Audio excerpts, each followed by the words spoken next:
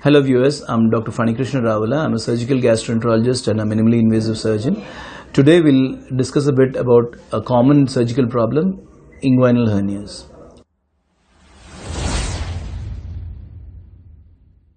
Inguinal hernias, or more commonly which we call them groin hernias, are swellings which occur in the groin.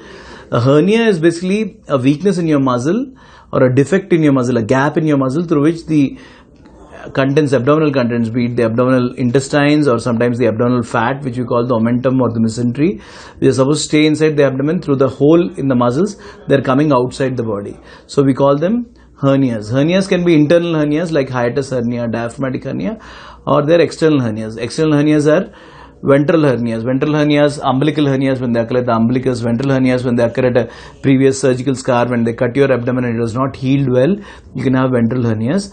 But the commonest of these are inguinal hernias, which we call as they occur in the groin and go into present as a groin swelling. Sometimes they can go down into the scrotum as well.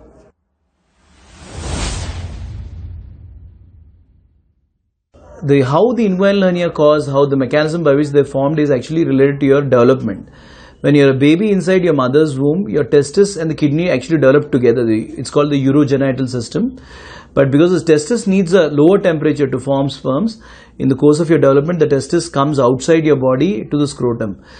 When it coming along, it sort of travels from inside the body to the scrotum, which is outside the body, through a area called inguinal canal. So with the testis along with it, it drags obviously the spermatic cord and the spermatic vessels. So this inguinal canal, in some patients, the peritoneum, the defect which this goes through, it's closed. Well, in some patients, the defect remains open. It's called patent process vaginalis. So a percentage of about 5% of the general population, they have a patent process vaginalis. And in patients who have this patent process vaginalis congenitally, over a period of years, they can form inguinal hernias. Inguinal hernias can also form because of plain muscle weakness. But why these hernias form, why does the muscle get weakened, is one, like we discussed, because of the congenital problem. The other is because of acquired problems. Acquired problems like in patients who are smokers, because of heavy smoking, your collagen becomes weak and you form hernias. Patients who are chronically increased intra-abdominal pressure, because of repeatedly coughing, the abdominal pressure is increased. Because of severe constipation, because of enlarged prostate, you're having to strain a lot. So coughing, constipation, straining, extreme obesity, any condition which can actually increase the intra-abdominal pressure and intra-abdominal strain can actually lead on to hernias, especially in patients who are prone to hernias by having a patent process vaginalis, which we discussed. Then of course, in some patients, they can have, in the younger patients, a lot of young patients, they can have hernias without any of these features because of their patent process vaginalis. It just happens that suddenly when you lift a heavy weight or something, they feel like a tear. So when you lift a heavy weight, a tear can occur in your muscles in the patent process vaginalis, and then from that point onwards you can have an inguinal hernia without any of the risk factors which we discussed before. So the inguinal hernia symptoms are, one is of course a main common thing is it's a swelling in your groin. So the swelling initially, in the initial days, the swelling comes in the morning or when you're walking, and when you lie down it disappears. But over a period of time, the swelling moves on from the groin onto the scrotum. So once it goes to the scrotum, what was a previously incomplete hernia becomes a complete hernia. Then initially the hernias are usually reducible. That means either by lying down or by pushing it, you can push the intra-abdominal contents back into the abdomen. But beyond a stage, the hernias, as they become bigger and they go into the scrotum, they become irreducible. That means the intestinal contents come out and they are stuck there. So the common symptoms other than the swelling in inguinal hernia, other areas could be a groin pain. So patients can have a dragging pain inside the groin, a feeling of insecurity inside the point, and sometimes inguinal hernias, if the intestine goes inside the hernias, because the attachment of the intestine is stretched, though you have an inguinal hernia, you can sometimes have abdominal pain as well.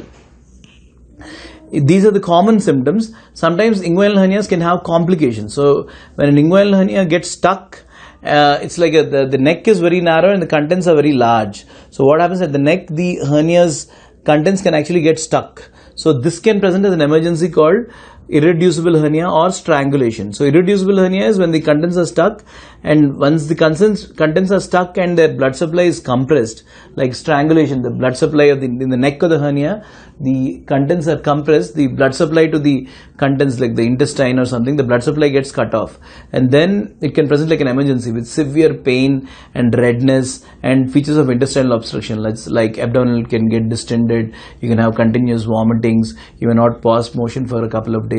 But something like this occurs, it's a very emergency, serious, critical scenario, because the intestine can become gangrenous and then the patient can go into sepsis and die. So if such a thing occurs, or when a patient with a groin hernia has sudden onset severe vomitings, or the swelling becomes very tense and tender and red, they have to rush to a doctor.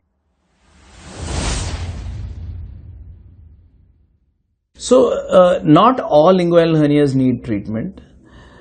See, like I said, there are in the younger group of patients, more often you get indirect inguinal hernias, which is related to your development. So through the inguinal canal, the contents come out because of the patent process vaginalis. In this kind of patients, usually have a very narrow neck, and over a period of time, inguinal hernia, once it comes over years, it can only become bigger. There's no medicine, no Ayurvedic, homeopathic, allopathic treatment which can actually cure inguinal hernia, because basically it's a hole in your muscle. It's a mechanical problem and it requires a mechanical solution.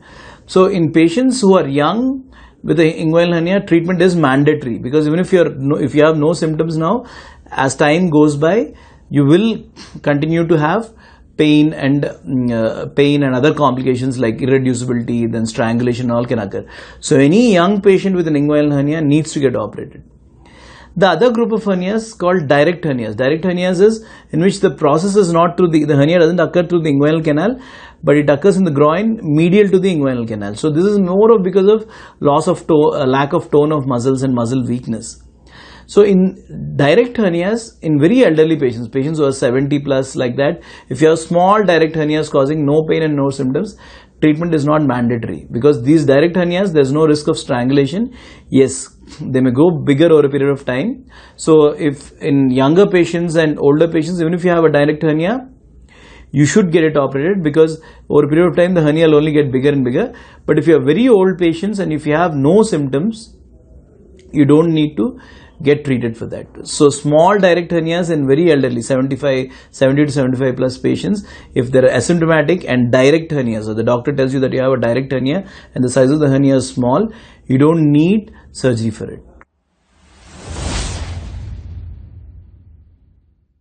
So like we discussed, most patients with inguinal hernia require treatment, be it all indirect hernias, all symptomatic hernias, all younger patients with hernia. Only selected patients with small direct hernias in the very elderly, I think those kind of patients we can just follow up. And then of course there's sometimes patients who have no symptoms, but the ultrasound shows there's a small hernia, occult hernia. We would generally avoid treatment and just keep them under follow up and do the surgery only if they're symptomatic. Once you've decided the treatment for inguinal hernia, what is the ideal treatment for inguinal hernia? One thing we are clear over the years, initially they used to try to repair the inguinal hernia just by suturing the native tissues together. Now that has not been very successful. Now the best way to treat an inguinal hernia is tension-free mesh repair. That means we bring the tissues together in a tension-free fashion and reinforce it with a mesh. Because the native tissues have failed here, the hernia has occurred. So you need to reinforce it with a mesh. That mesh forms the matrix for a tissue growth, and this is a permanent mesh. The mesh remains forever in your body because it forms a framework on which new tissues grow, and it creates a new strong layer to prevent a recurrence. So this can be done by obviously open or laparoscopic hernia repair. Open has been there for the past 50-60 years. It is still a good surgery, but now the standard of care is laparoscopic repair for inguinal hernias. There are two types of laparoscopic repairs, a TEP repair and a TAP repair. Both are equally good, depends on the expertise of the surgeon and what he's comfortable with. Both are equally good for both types of hernias.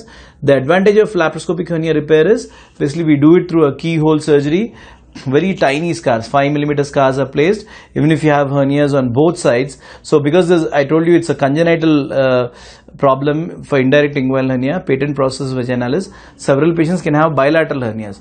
So with the advantage of LAP is the small incisions, 5 mm incisions, even if you have hernias on both sides, you can do it through the same incision. The chance of postoperative recovery is very quick. There's not much of pain. The patient can get back to work within 1 or 2 days after surgery. The chance of chronic neuropathic pains is very less, because when you put open meshes, the nerves can get entrapped in that, and then you can have chronic pain after the surgery. The chance of that is very less with the laparoscopic repair, and cosmesis wise is a big advantage.